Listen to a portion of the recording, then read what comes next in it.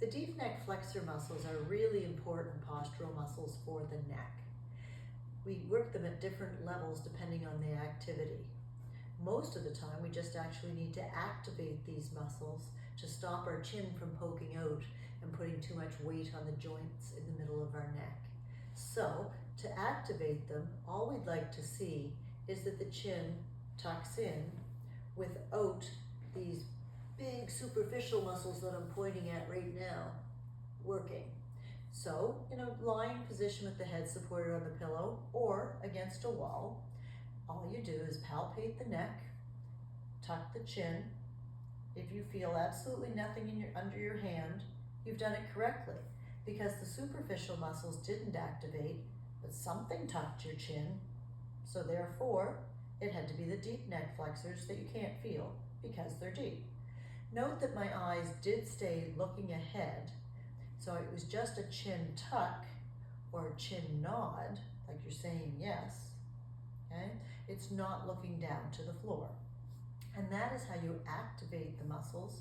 Often we get you to do that and hold for 10 seconds, but you should feel like you're doing virtually no work whatsoever.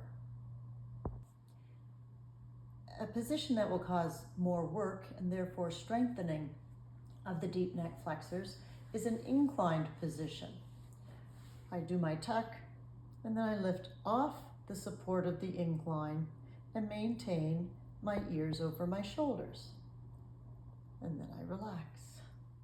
Most people don't have a physiotherapy table with an incline, but often they will have a car, and car seats incline. The more upright the chair is, the less work. The closer you are to horizontal, the more work. In this position, because it is not just activation but strengthening, you will have to use your superficial neck muscles as well as your deep neck flexors. So don't bother palpating the front. You will know you're using your deep neck flexors if you manage to keep the chin tucked. It is wrong to lift the head off and have the chin poking out. That's a bad thing. Tuck, lift, hold. Start to feel some fatigue. Keep the chin tucked. Rest back on the inclined surface. Let the chin out.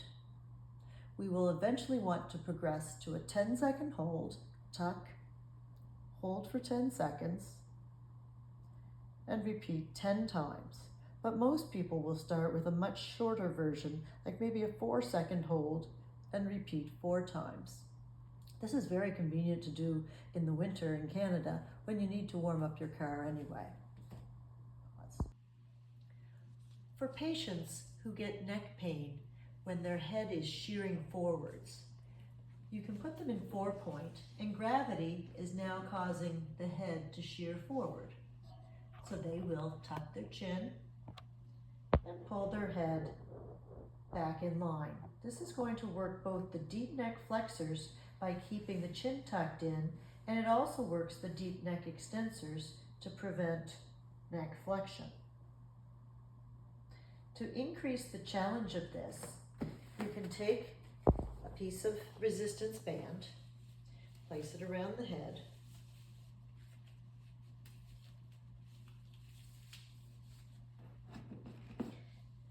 and pull down, which is causing a much greater force into anterior shear, and the patient pulls back to keep their head in line with their neck, which requires, again, the deep neck flexors to keep the chin tucked in with co-contraction of the deep neck extensors. And that's a stronger strengthening exercise for the deep neck flexors and deep neck extensors. By far the most convenient way to strengthen the deep neck flexors is lying in bed first thing in the morning and last thing at night. You're going to tuck your chin in to activate the deep neck flexors, but then you're going to roll your head off the pillow and hold it with the chin tucked in up to 10 seconds, and then lower it down, but keep the chin tucked in.